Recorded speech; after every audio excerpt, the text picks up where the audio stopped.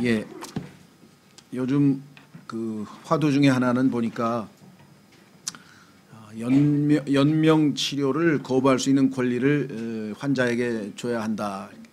무의미한 연명 치료 뭐 이렇게 얘기를 하더라고요. 그러니까 그냥 목숨을 계속 연장시키는 무의미한 것, 그것이 어떻게 치료냐? 그건 연명의 생명을 연장시키는 것에 불과하다. 그리고 옆에서 지켜보는 가족도 힘들고 본인도 힘들고 이건 너무 잔인한 일 아닌가, 이렇게 이제 아마 여론들이 이렇게 만들어지고, 또 선진국에서 이미 그러한 것들이 이렇게 허용되고 이러는 와중에 우리나라에서도 지금 그런 법을 뭐 통과가 돼서 지금 병원들마다 그 시행을 하는데, 뭐 시행 규칙을 만들고 어떤 조건 하에 가능한가 뭐 이런 얘기들이 지금 계속해서 이제 흘러나오고 있는 것을 우리가 보게 됩니다.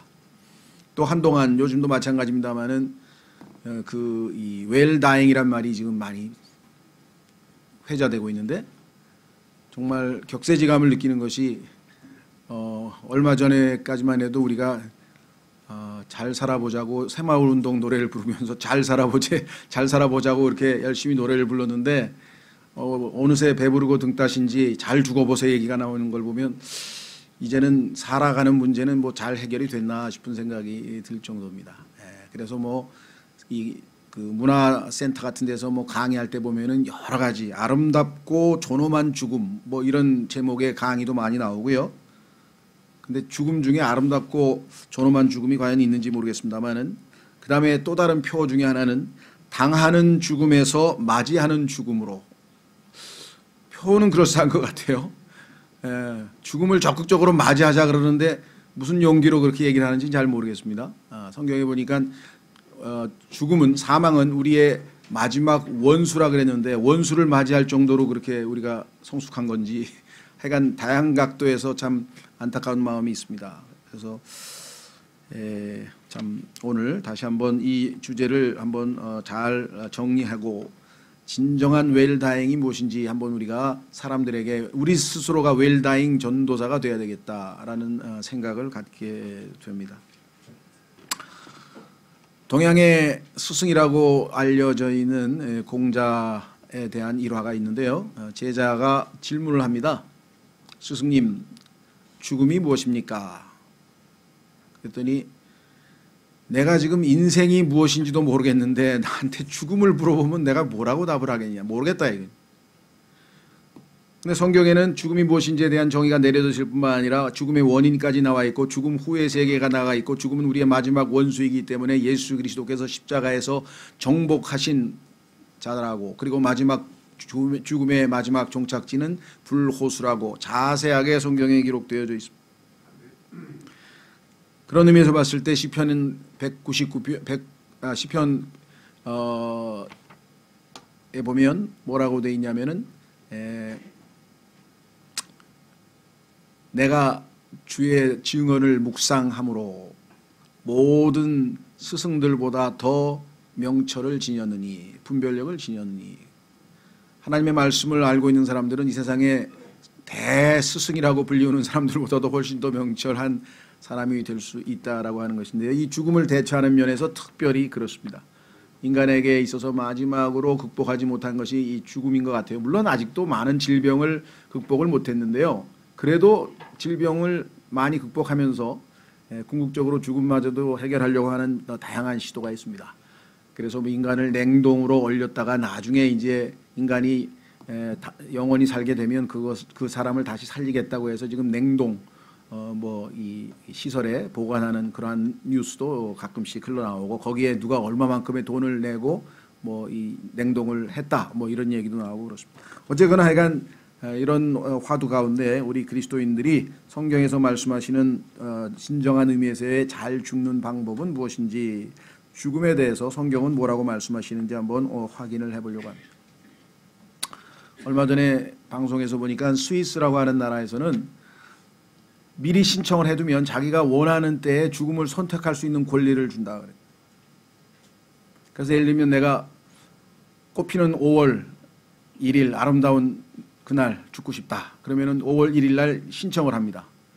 그러면은 의사가 이렇게 봤을 때 아주 건강하고 뭐 그런 사람은 안 되고, 어느 정도의 지병이 있어서 봤을 때 필요하다고 인정하면 의사가 사인을 하면 자기가 그날 갑니다. 예, 그 죽는 장소로 가요.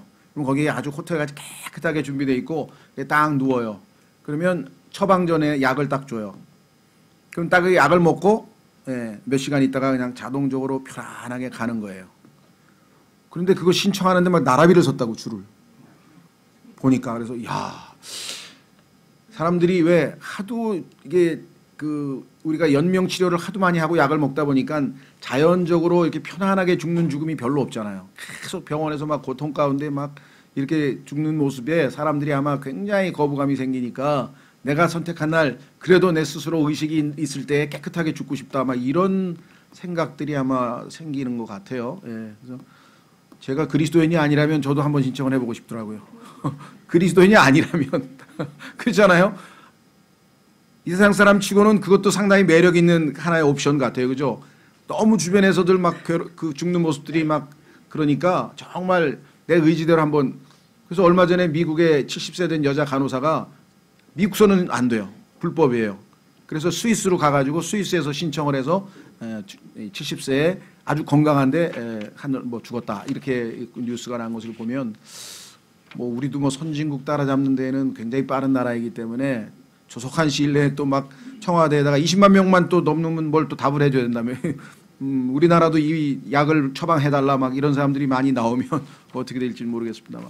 자, 예, 이런 얘기는 우리가 뭐 자주 이제 사람들끼리 모이면 죽음과 관련돼서 이야기할 때 이런저런 얘기가 나올 때 여러분들도 성경적으로 얼마만큼 우리가 올바르게 죽어야 되는지 한번 우리 자신의 그 견해도 증언하고 간증할 수가 있겠죠. 자, 또 한 가지 재미있는 것을 보니까 그 관에 들어가는 체험을 미리 해보자 그래가지고 또 그거 신청을 받는 또 관 속에 들어가가지고 몇 시간 동안 실제 죽은 것을 체험해보고 인생이 얼마나 소중한지 바르게 살자 뭐 그런 것 같아요 또. 그런데 뭐 거기 한번 체험한 사람은 얼마 동안인지는 모르지만 새로운 자세로 삶을 살게 되더라 뭐 또 이러고 또 얘기를 하더라고요. 예, 그렇죠. 예. 어쨌거나 우리는 죽음이 우리 주변에 굉장히 가까이 있다는 사실을 우리가 잘 알고 있습니다. 예, 그래서 오늘 제가 다루고 있는 주제는 요즘 얘기하는 웰다잉인데요. 어느 정도 먹고 사는 문제가 해결되어 웰빙, 건강하게 웰빙 식품, 웰빙 하면서 한참 유행을 했는데 이제는 웰빙을 넘어서 이제 웰다잉까지 가 있습니다. 웰다잉이 화두가 되고 있습니다. 존엄한 죽음을 맞이해 보고자 하는군요. 성경은 죄들 가운데 죽는다면, 죄 문제가 해결되지 않는다면 아무리 웰다잉 해보아야, 아무리 존엄하고 아름답게 죽어보아야 아무 의미가 없다고 합니다. 왜? 죽음이 끝이 아니니까. 오늘 읽은 본문에 한 번 죽는 것은 사람들에게 정해진 것이고 그 후에는 심판이 있다 그랬는데 그 심판 문제가 해결되지 아니한다면, 그 심판 문제를 해결하지 않고 잘 아름답게 포장해서 그럴싸하게 죽는다면 그것이 무슨 의미가 있는가. 성경은 우리가 심판 문제를 해결하지 않고 죄 문제를 해결하지 않고 죽으면 어떻게 되는가. 지옥의 영원한 고통이 기다리고 있으니까요. 죽는 순간은 그럴싸하게 죽었는지 모르지만 그 직후에 있게 될 영원한 지옥의 고통은 어떻게 할 것인가. 이것은 이어서 큰 왕좌 심판을 받게 되고 그리고 불호수가 최후의 종착지가 될 것입니다. 이것을 성경에서는 둘째 사망이라 이렇게 얘기를 했습니다. 반면 아무리 처참하고 비참하게 죽을지라도 뭐 예수님처럼 십자가 처형도 있을 것이고요, 순교자가 있을 수도 있고요, 뭐 어떤 형태로든 우리가 볼 때 정말 세상적으로 아우 참 저렇게 죽으면 안 되는데 싶을 정도의 고통스러운 죽음이 있을지 모르겠습니다만은 어쨌든 간에 죽는 순간 즉시로 주님과 함께 있게 될 약속을 따라 죽게 된 사람이라면, 영원한 영광이 기다리고 있다면 이 땅에서 형식적인 존엄하게 죽는 것보다 훨씬 더 낫지 않을까요? 성경은 죽음에 대해 다음과 같이 말씀하고 계십니다. 과거에도 뭐 그런 생각을 뭐 어쩌다 인생에 살다가 한두 번씩은 해볼 텐데, 그렇죠? 예. 똑똑하고 아주 굉장히 그런 위대한 인간인 중에서 자살을 선택한 사람들이 있죠. 또 한때 너무 삶이 허망하고 또 고통스럽고 이러면 죽고 싶다는 생각을 어쩌다가 뭐 한두 번씩은 해보실 텐데, 과거에도 저도 그런 적이 있었어요. 근데 아무리 생각해도 자신이 없더라고. 왜?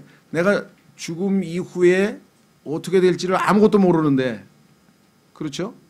그러니까 그때는 내가 그리스도인도 아니니까 기독교에서는 뭐 지옥도 있다 그러고 뭐 불교에서는 윤회설에 의해서 뭐 다시 태어난다 그러고 여러 가지 얘기를 하는데 뭔가 확실하지 않은 상태에서 대비가 안 된 상태에서 죽으면 어떻게 되겠냐.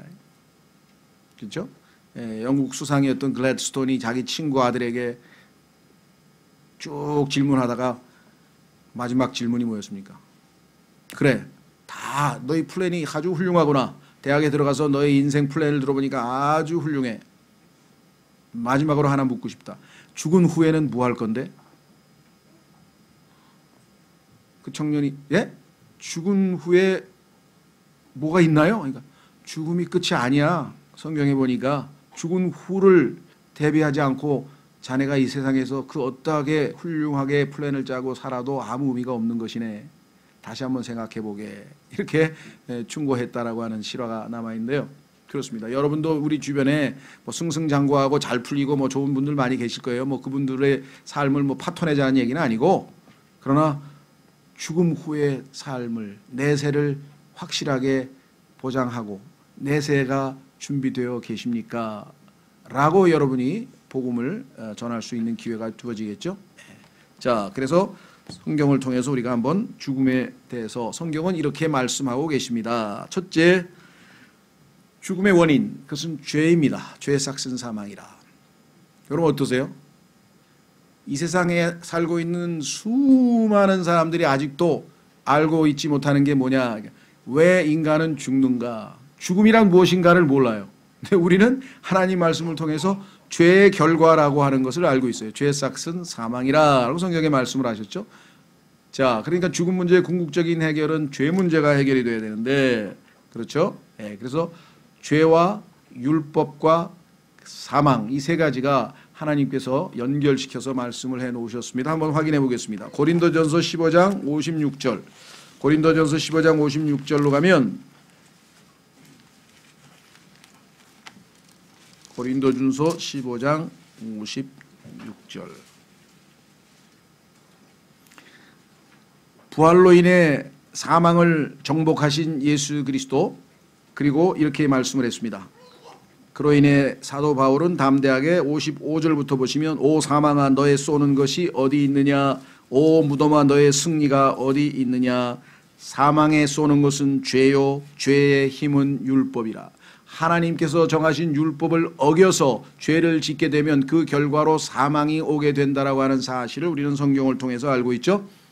그래서 예수 그리스도께서는 그 율법이 요구하시는 사망, 율법의 저주를 십자가에서 우리를 대신해서 받으시고, 그렇죠? 당연히 사망을 정복하시고 그리고 부활하셨습니다. 그래서 57절에 그러나 우리 주 예수 그리스도를 통하여 우리에게 승리를 주시는 하나님께 감사하노라.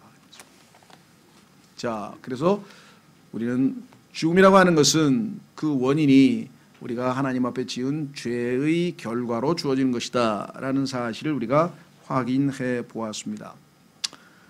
그런데 이 사망의 권세는 하나님께서 성경에 보니까 누구에게 위탁하셨는가? 성경에 마귀에게 위탁을 해 놓으셨습니다. 이 땅에서 사망의 권능을 가지고 있는 자는 마귀입니다. 확인해 보겠습니다. 히브리서 2장. 히브리서 2장.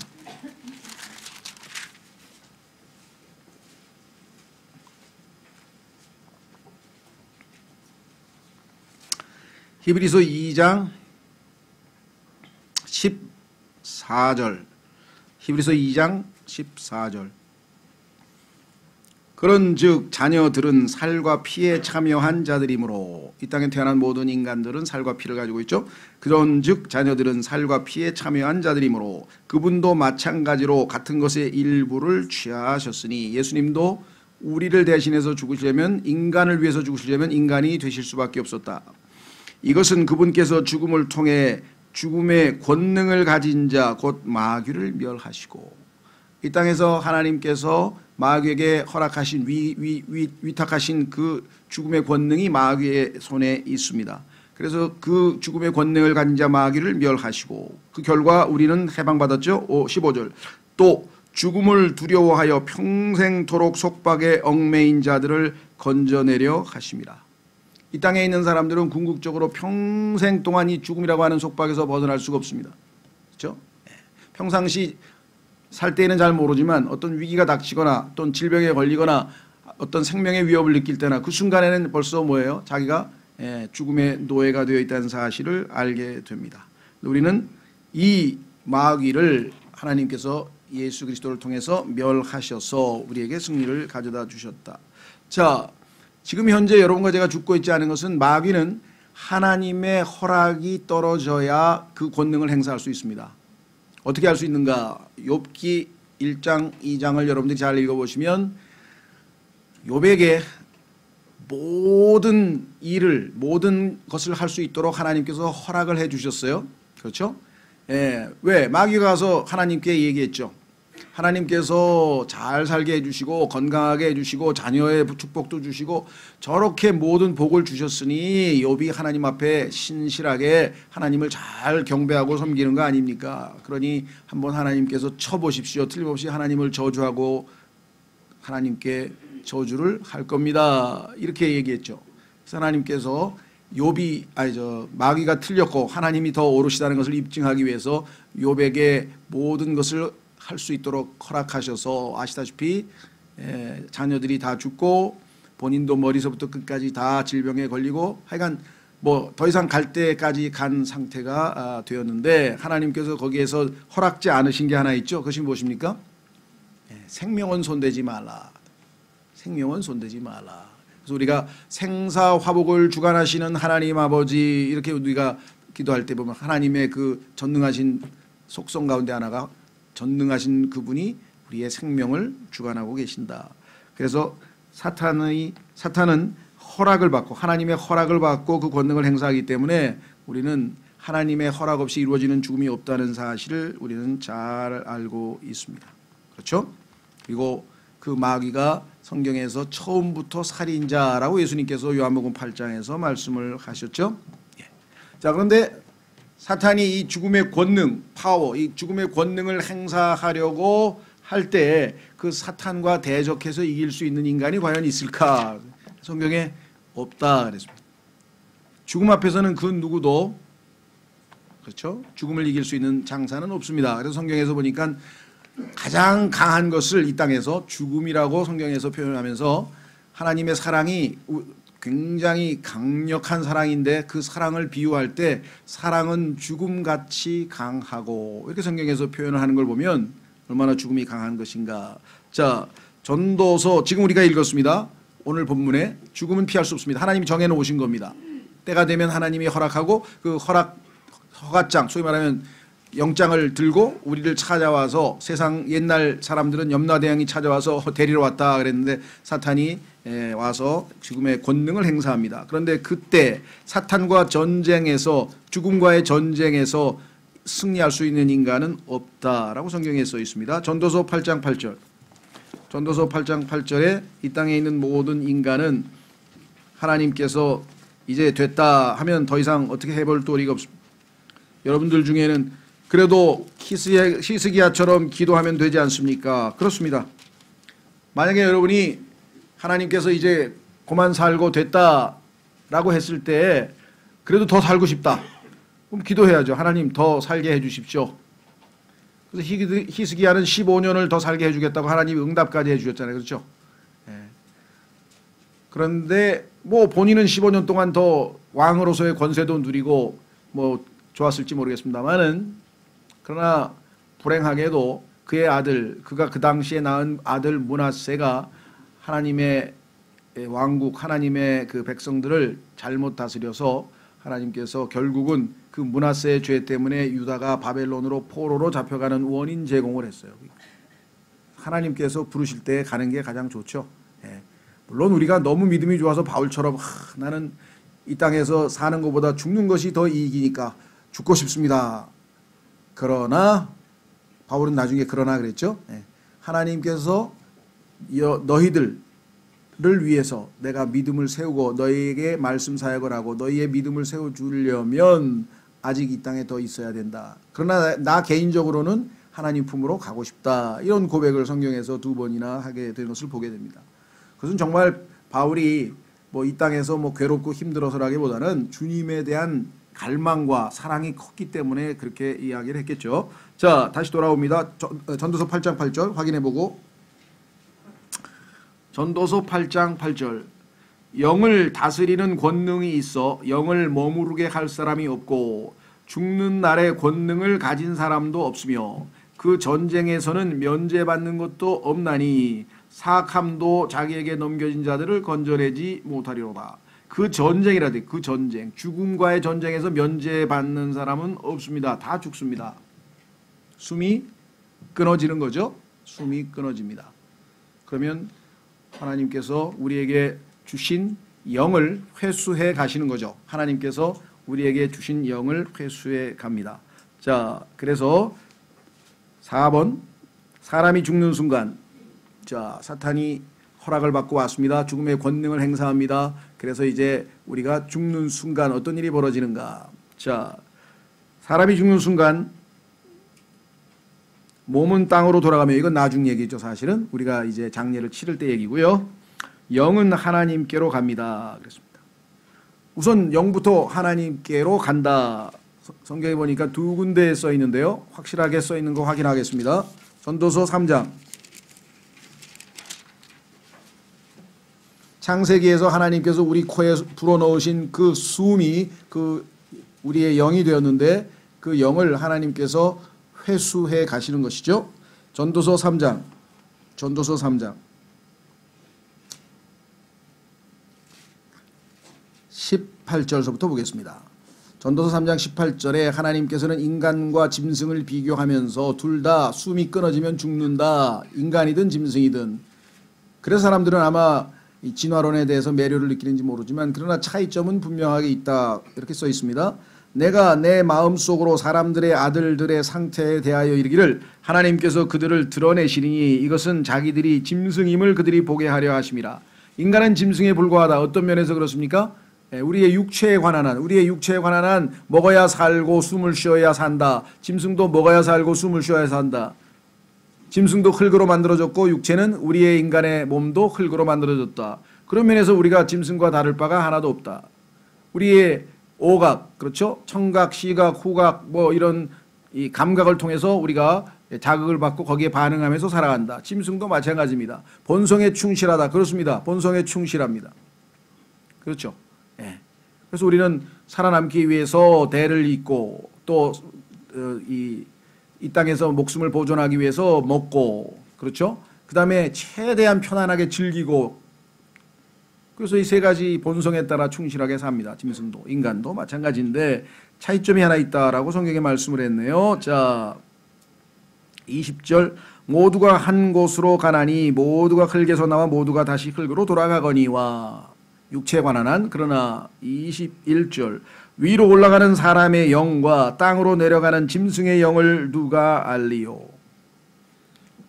사람의 영은 하나님께서 코에 호흡을 불어넣으셨기 때문에 하나님의 것이죠. 하나님께로 갑니다. 그러나 짐승의 영은 땅으로 밑으로 내려갑니다. 일시적인 겁니다. 영원한 것이 아닙니다. 자, 4번으로 다시 갑니다. 이제 5번으로 갑니다. 그러면 죽는 순간 영은 이제 하나님께로 갔고 몸은 잘 묻어서 또는 뭐 어떻게 뭐 화장을 하든 어쨌든 간에 땅으로 흙으로 돌아갔고, 그러면 우리 자신은 어떻게 될 것인가? 여기에 이제 우리의 관심이 있는 것이죠. 5번. 이때 사람, 우리, 나 자신, 그것은 어떻게 될 것인가? 이때 구원받은 혼은 하늘로, 구원받지 못하고 죄 가운데 죽은 자의 혼은 지옥으로 갑니다.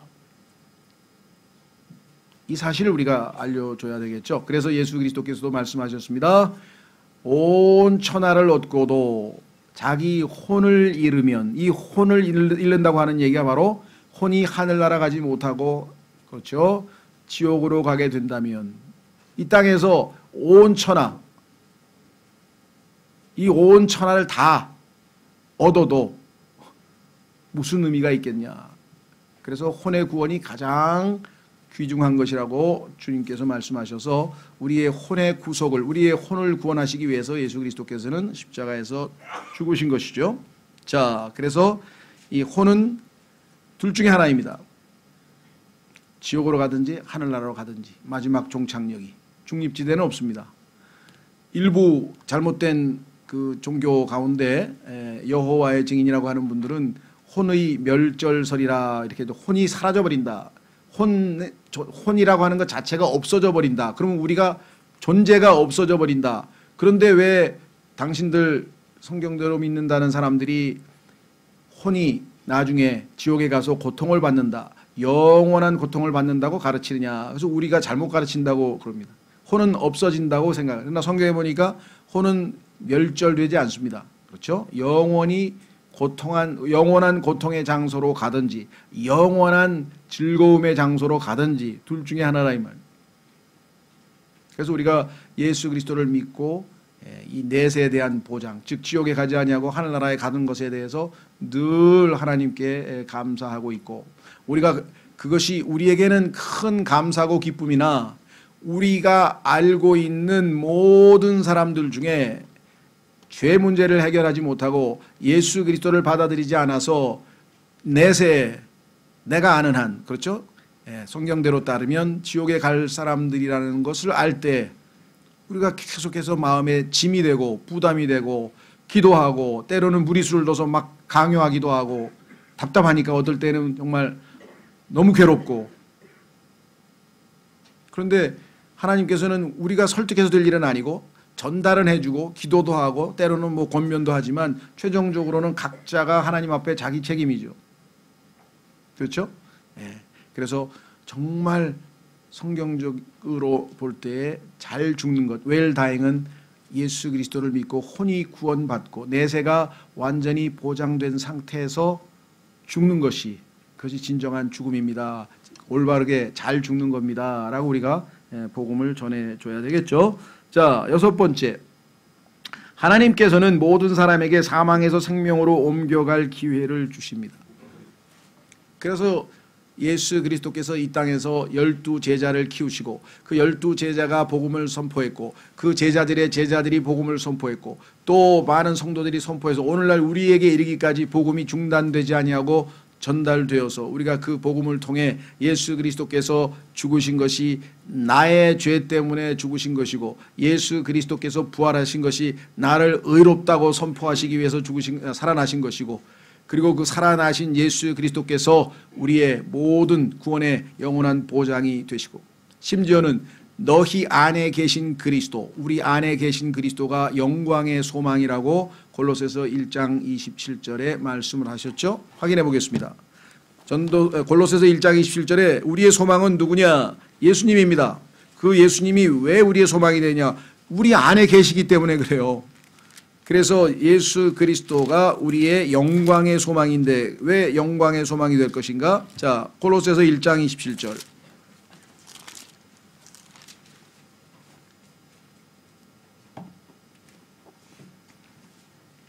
골로새서 1장 27절. 하나님께서는 이방인들 가운데서 이 신비의 영광의 풍성함이 무엇인지 자신의 성도들에게 알리려 하시는데, 이 신비는 알려주고 싶은 신비가 있어요. 하나님께서. 그런데 이 신비가 무엇이냐? 너희 안에 계신 그리스도 곧 영광의 소망이니라. 그리스도께서 우리 안에 들어오셨어요. 물론 육체를 입고 들어오실 수는 없죠. 당연히 영의 형태로 들어오셨겠죠. 우리 안에 들어와 계십니다. 그런데 그분이 우리에게는 영광의 소망이에요. 왜? 그리스도께서 영광을 받으시고 하나님 우편에 계시지만 동시에 또 우리 안에 계시죠. 무소부재하신 분이시기 때문에 예수님께서는 지상 사역을 하실 때에도 자기가 하늘에 있다고 얘기를 했습니다. 하늘에도 있고 땅에도 있으실 수 있는 무소부재하신 그러한 분이신데 그분이 우리 안에 들어와 계십니다. 자, 그래서 휴거라고 하는 것은 공중에서 우리를 맞이하러 오시는 신랑을 만나러 우리가 올라가지만 사실 우리 힘으로는 올라갈 수가 없어요. 우리 안에 계신 그리스도가 우리를 데리고 올라가는 것이죠. 그래서 이 주님을 만나게 되는 그 영광스러운 순간을 맞이할 것은 바로 우리 안에 계신 그리스도가 우리를 데리고 공중에서 주님을 만나게 해줄 수 있기 때문에 그렇습니다. 그분은 부활의 권능이 있기 때문에 부활의 능력으로 우리를 데리고 올라가실 수가 있는 것이죠. 자, 그래서 모든 사람에게 다 기회를 주셨습니다. 그렇죠? 근데 우리 안타깝게도 우리 주변에는 얼마든지 기회가 있는데 어떤 이유에서인지 지금 아직도 구원을 얻지 못한 채 내세를 확실하게 보장받지 못한 채 그러면서도 죽음에 대한 공포에 휩싸여서 속박 가운데 살아가고 있는 불쌍한 사람들이 너무나 많습니다. 그래서 어떨 때는 우리가 뭐 바쁘게 살다 보면 우리도 잊어버리고 지나다가도 어느 한순간에 기도하다가 그냥 마음이 너무너무 무겁고 특별히 우리가 잘 모르는 사람도 그렇다고 치고 우리가 너무나 잘 알고 매일 만나고 참 그런 사람인데도 불구하고 주님을 안 받아들이고 있는 사람들에게 대해서는 우리가 계속 짓눌림이 이것을 짐이라 그러죠. burden 이 짐이 우리 마음속에 늘 있게 마련입니다. 자, 7번째 사망은 멸망당할 마지막 원수라고 성경에 써 있고 이 원수는 예수 그리스도의 십자가에 의해서 패배당했기 때문에 결국은 마지막 종착역이 어디냐 불호수로 던져지게 된다. 확인해 보겠습니다. 계시록 20장 계시록 거기 21장으로 썼는데 잘못 씁니다. 20장으로 가겠습니다. 20장 21장이 아니고 계시록 20장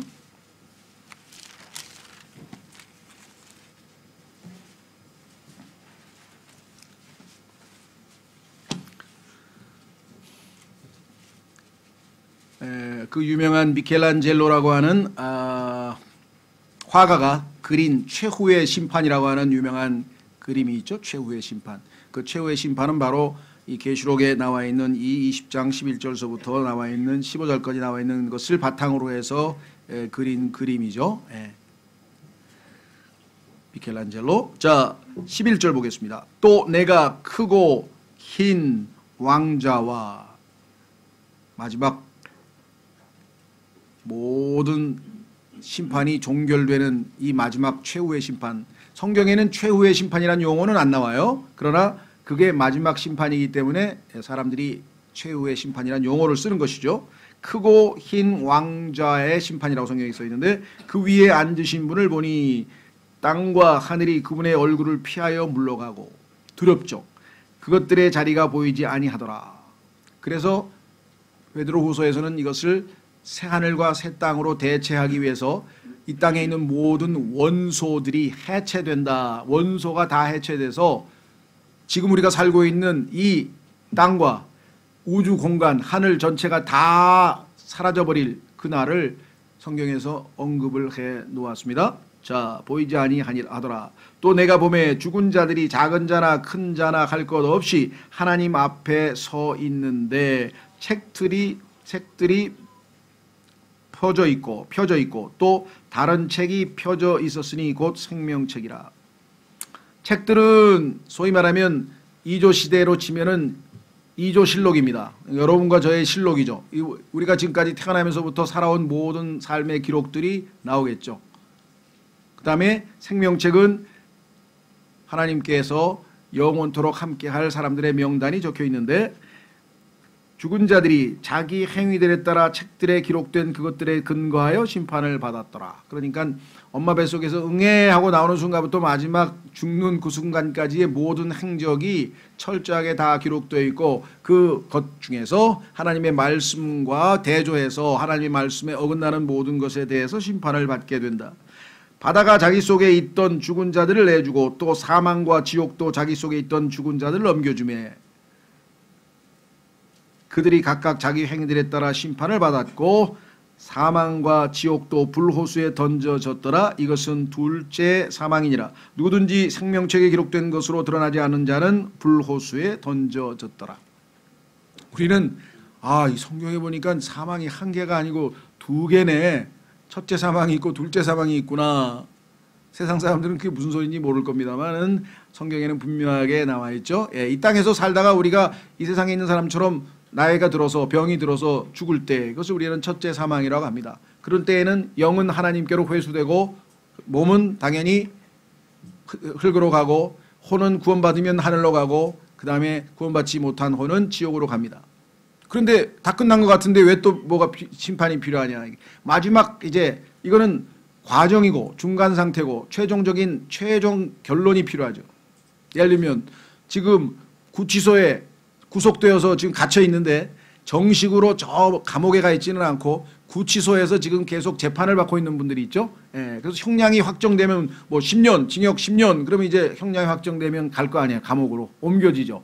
구치소에서 그거는 임시거처고 영원한 거처인 감옥으로 가듯이 하나님께서도 그와 같은 절차를 밟으신다는 거죠. 그래서 백보좌 심판, 여기 나와 있는 키고 큰 왕좌 심판에서 최종적인 판결을 받으면 거기서 모든 혼들이 지옥에서, 지옥 자체가 뭐예요? 불못으로 던져진다 그러잖아요. 여기 나와 있죠. 사망과 지옥이 다 불못으로 던져져서 이제 최종적인 정착이에요. 그래서 일시적인 장소와 영원한 장소인데 그 혼이, 우리의 구원받지 못한 혼이 영원한 불못으로 던져지는 것, 이것을 성경에서 둘째 사망이라. 그렇죠? 그러니까 구원받지 못한 사람은 첫째 사망으로 끝나는 게 아니라 둘째 사망까지 기록되어 있다. 둘째 사망에 가는 여기 근거는 바로 21절에 생명책에 기록된 것으로 드러나지 않는 자. 이 땅에서 태어난 모든 인간은 하나님의 생명책에 기록되어져 있지만 우리가 죽으면 여러분들 그 호적 등본이나 이런 데 보면은요, 여러분들 뭐 돌아가신 부모님이라든가 가족들 보면은 이 빨간 줄로 줄 쳐져 있어요. 지워져 있어요. 보셨나요? 네, 좀 봤어요. 누구 돌아가셨구나. 돌아가신 분은 다 빨간 줄로 줄 쳐요. 마찬가지로 성경에서는 줄 친다고 한 거라고 지워졌다 그래. 생명책에서 이름을 지워버려요. 그러니까 생명책에 남아있는 자들만 이제 여기에 나와 있는 것처럼 하나님과 함께하고 없는 자들은 다 불호수로 던져졌다라고 성경에 말씀을 했습니다. 자, 그래서 결국 하나님께서는 사망과 상관없이, 사망이 더 이상 없는 새하늘과 새 땅에서 사망과 아무 상관이 없는, 왜? 죄가 해결됐으니까. 죄를 예수님께서 가져가 버리셨죠. 제거해 버리셨죠. 그래서 죄와 사망이 없는 영원한 의가 거하는 새하늘과 새 땅에서 우리가 주님과 함께 영원히 살게 될 아주 해피엔딩, 우리의 마지막 모습이 이렇게 되어 있습니다. 이와 같은 것을 알고 이 땅에서 어떠한 상태에서도 믿음으로 담대하게 소망 가운데 살다가 죽으면 그것이 어떤 형태의 죽음이든지 간에 그게 다 웰다행이죠. 내세를 보장받고 죽는 것만큼 확실한 웰다행이 어디 있겠습니까? 자, 마지막 성경 구절 베드로후서 3장 13절 가겠습니다. 베드로후서 3장 13절.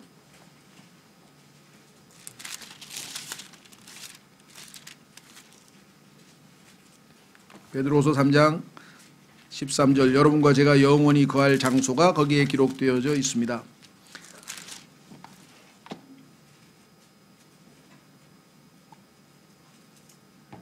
여러분과 제가 소망 가운데 간절히 기다리고 있는 장소는 어디냐? 베드로후서 3장 13절. 그럼에도 불구하고 우리는 그분의 약속에 따라 의가 거하는, 죄가 아닙니다. 죄와 사망이 완전히 사라져버렸어요. 의가 거하는 새하늘과 새 땅을 기다리느니라. 그러므로 사랑하는 자들아 너희도 그러한 것들을 기다리나니. 여러분과 제가 기다리고 있습니다. 너희가 점도 없고 흠도 없이 화평 중에 그분께 발견되기를 힘쓰라. 또 우리 주의 오래 참으심이 구원인 줄로 여기라. 심지어 우리가 사랑하는 형제 바울도 자기가 받은 지혜대로 너희에게 이와 같이 썼고. 자, 그래서 우리는 내세를 완전히 보장받고 이 땅에서 어떠한 상태의 죽음에 이르게 하시든지 하나님께서 허락하신 것을 믿음으로 담대히 받아들이는 그러한 삶을 성경적 의미에서 우리는 웰다행이라 이렇게 생각을 합니다. 그런데 말씀드린 것처럼 이 새하늘과 새 땅에는 뭐가 없다 그랬습니까? 사망이 더 이상 없다 그랬잖아요. 자, 마지막 성경 구절 찾아보겠습니다. 계시록 21장. 더 이상 사망이 없어요. 근데 사망만 없습니까? 우리가 싫어하는 거 다 없어져요. 그러니까 이 땅에서는 좀 참으시면 돼요. 결국 다 없어질 날이 와요. 얼마나 감사한지 모르겠습니다. 그 약속이 성경에 있다니. 야, 나 이런 거 없는 데서 살고 싶었는데 그게 다 없다고 하나님께서 약속을 해 주셨습니다. 요한계시록 21장 1절. 요한계시록 21장 1절. 내가 새하늘과 새 땅을 보았으니, 우리 금방 베드로후서에서 하나님께서 이 땅에 있는 지금 여러분과 제가 살고 있는 이 오염된 지구, 이 타락한, 오염됐죠. 그 다음에 하늘은 또 성경에 보니까 하늘은 왜 더럽다고 했습니까?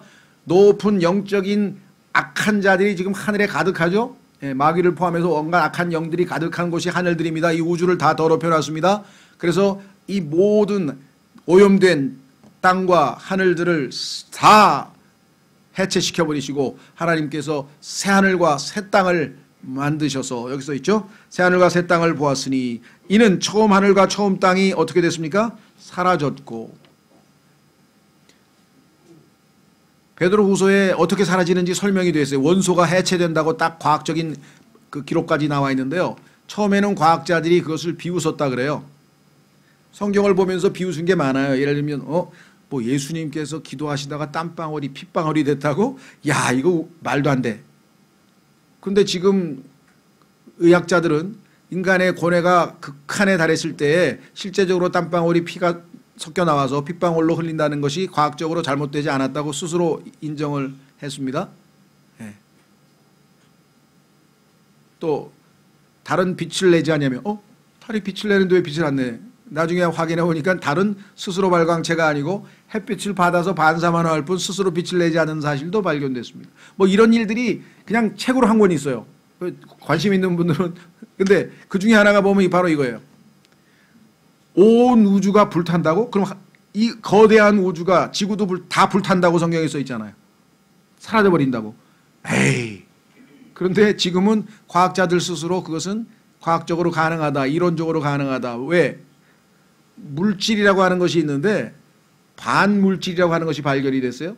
그러니까 물질과 반물질이 촉매에 의해서 폭발하면 우주가 다 사라져 버린다고 과학자들이 가능하다고. 이제 와서는 이거는 비과학적인 얘기는 아니라고 또 스스로도 수정했어요. 하나님께서 빛이 있으라 하고 온 우주를 만드신 분이 이 우주 하나 없애시는데, 아니 내가 토기장이면 토기 하나 만들었다가 그 토기 깨버리는 게 그럼 어려운 일인가요? 죽게 너무 어려워서 못할 일이 있겠느냐 하고 하나님께서 인간에게 반문하고 계시잖아요.